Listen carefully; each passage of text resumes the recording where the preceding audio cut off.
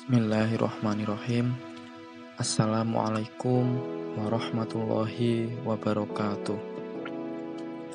Sebelumnya, perkenalkan kami dari kelompok 1 mata kuliah Fikih Muamalah kelas HPI A3 yang beranggotakan pertama Ahmad Fahmi, NIM 200-202-6022, kedua Armah Ardianti, NIM 200-202-6055, yang ketiga Maulana Syahman Al-Irsyad, NIM 200-202-6128, yang keempat Syalu Rahma Azhara, NIM 200-202-6133. Dalam beberapa menit ke depan, kami akan menjelaskan hasil dari diskusi kelompok kami yang bertema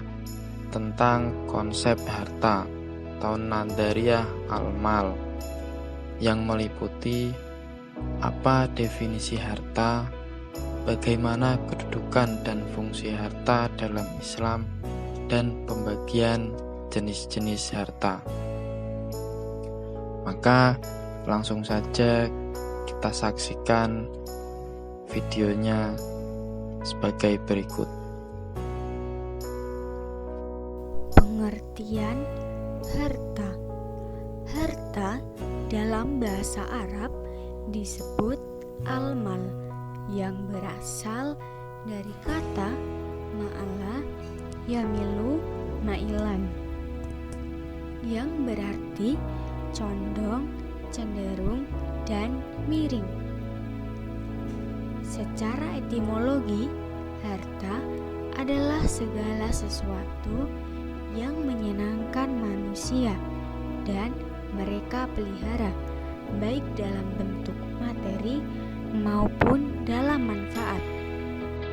Sedangkan arti harta secara terminologi adalah segala sesuatu yang digandrungi tabiat manusia dan memungkinkan untuk disimpan hingga dibutuhkan. Sedangkan oleh ulama Hanafi yang lain disebutkan bahwa harta adalah segala sesuatu yang dapat dihimpun, disimpan, atau dipelihara dan dapat dimanfaatkan menurut adat atau kebiasaan. Definisi lain menyebutkan bahwa harta adalah segala sesuatu yang mempunyai nilai dan diwajibkan diganti atas orang yang merusak atau melenyapkannya. Dalam kompilasi hukum syariah pasal 1 ayat 6, amwal atau harta adalah benda yang dapat dimiliki, dikuasai, diusahakan, dan dialihkan, baik benda berwujud maupun tidak berwujud, baik yang terdaftar maupun yang tidak terdaftar, baik benda bergerak maupun benda yang tidak bergerak, dan hak yang memiliki nilai ekonomis. Definisi harta dalam kompilasi hukum ekonomi syariah sepertinya adalah mengambil intisari dan mencoba merangkum definisi-definisi yang dikemukakan oleh para fuqaha. Ada 4 hal yang ada dalam harta atau hak milik. Yang pertama, sesuatu yang dapat diambil manfaat. Yang kedua, sesuatu yang mempunyai nilai ekonomi. Kemudian yang ketiga, sesuatu yang secara urf atau adat yang benar diakui sebagai hak milik. Kemudian yang terakhir, adanya perlindungan undang-undang yang mengaturnya. menurut Hanafiyah bahwa harta mesti dapat disimpan, maka sesuatu yang tidak dapat disimpan tidak dapat disebut harta. Maka manfaat menurut Hanafiyah tidak termasuk harta, tetapi manfaat termasuk milik.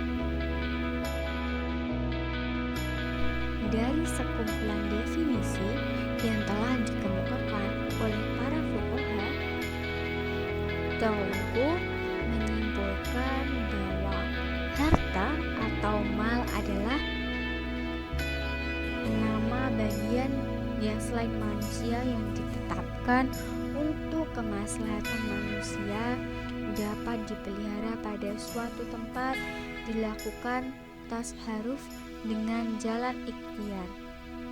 Kemudian sesuatu yang dapat dimiliki oleh setiap manusia, baik oleh seluruh manusia maupun sebagian manusia. Kemudian sesuatu yang sah untuk diperjualbelikan. Lalu sesuatu yang dapat dimiliki dan mempunyai nilai. Yang terakhir, sesuatu yang dapat disimpan dalam waktu yang lama atau sebentar dan dapat diambil manfaatnya ketika dibutuhkan. Kedudukan dan fungsi harta.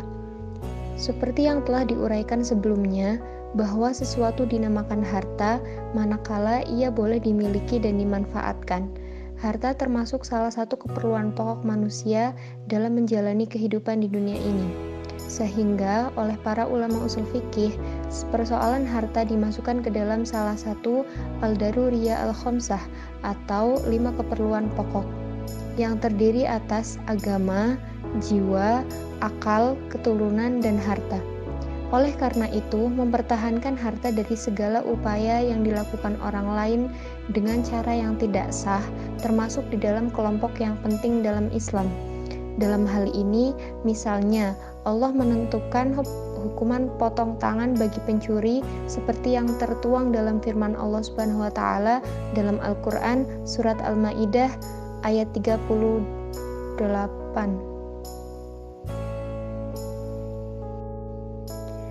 Hukuman bagi pencuri yang ditentukan Allah ini tidak lain adalah sebagai bentuk pemeliharaan dan penghormatan Islam atas harta seseorang. Namun demikian, sekalipun seseorang diberi harta oleh Allah, orang tersebut tidak boleh berlaku sewenang-wenang dalam menggunakan hartanya itu. Kebebasan seseorang untuk memanfaatkan hartanya adalah sebatas yang dibolehkan oleh syara.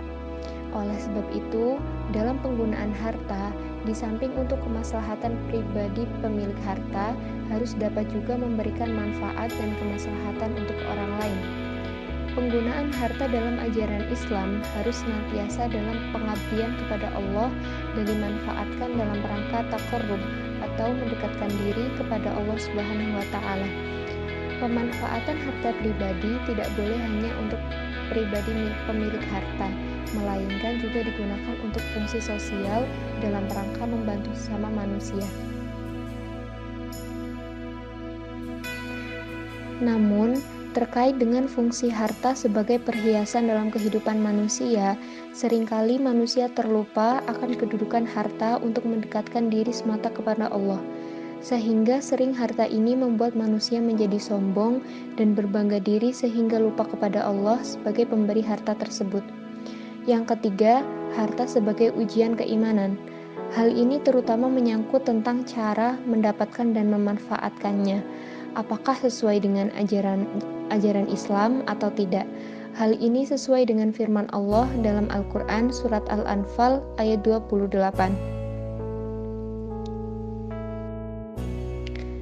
Yang keempat, harta sebagai bekal ibadah, yakni untuk melaksanakan perintahnya dan melaksanakan muamalah di antara sesama manusia, melalui kegiatan zakat, infak, dan juga sedekah. Yang kelima, harta berfungsi juga untuk meneruskan kehidupan dari satu ke generasi berikutnya, seperti yang tertulis dalam firman Allah dalam Quran surat An-Nisa ayat 9, yang artinya Dan hendaklah mereka takut jika sekiranya mereka meninggalkan anak-anak yang masih lemah di belakangnya. Takut akan telantar anak-anak itu, maka hendaklah mereka takut kepada Allah dan berkatalah dengan perkataan yang betul. Dari uraian di atas, seharusnya harta itu diperoleh melalui cara yang halal, yang telah diatur secara jelas di berbagai ayat.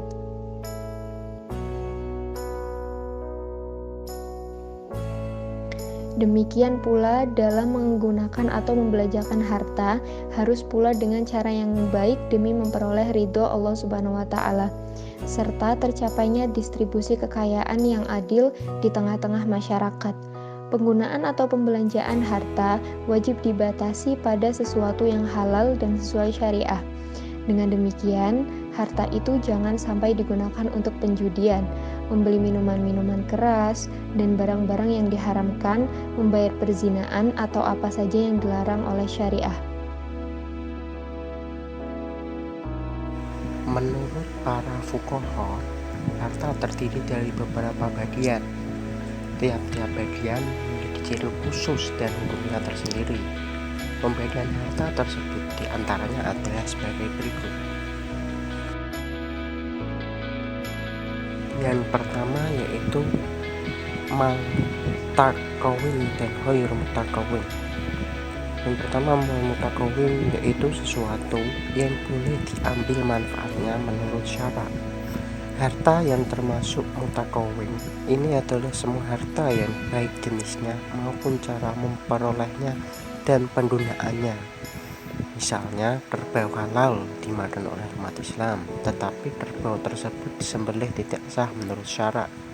Misalnya dipukul hingga mati, maka daging kerbau tersebut tidak bisa dimanfaatkan karena cara penyembelihannya batal menurut syarak. Yang kedua, ghair mutakawim. Ghair mutakawim yaitu sesuatu yang tidak boleh diambil manfaatnya menurut syarak. Harta ghair mutakawim ialah kebalikan dari harta mutakawim, yakni yang tidak boleh diambil manfaatnya, baik jenisnya, cara memperolehnya maupun cara penggunaannya.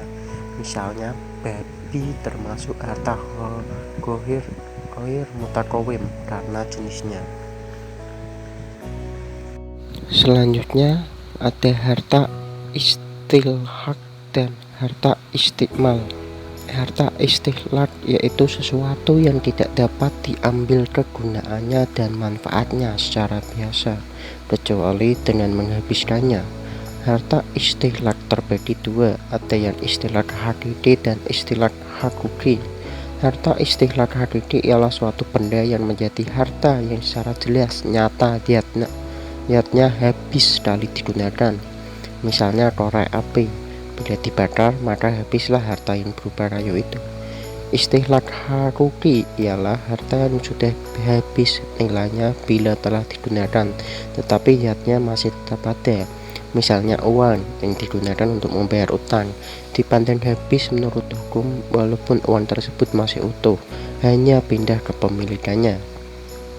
Yang selanjutnya ada harta istikmal, yaitu sesuatu yang bisa digunakan berulang kali dan materinya tetap terpelihara.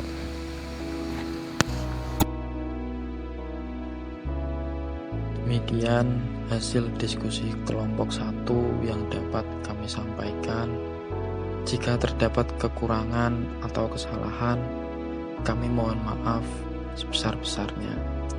Semoga apa yang kami sampaikan pada kesempatan ini bermanfaat bagi kita semua.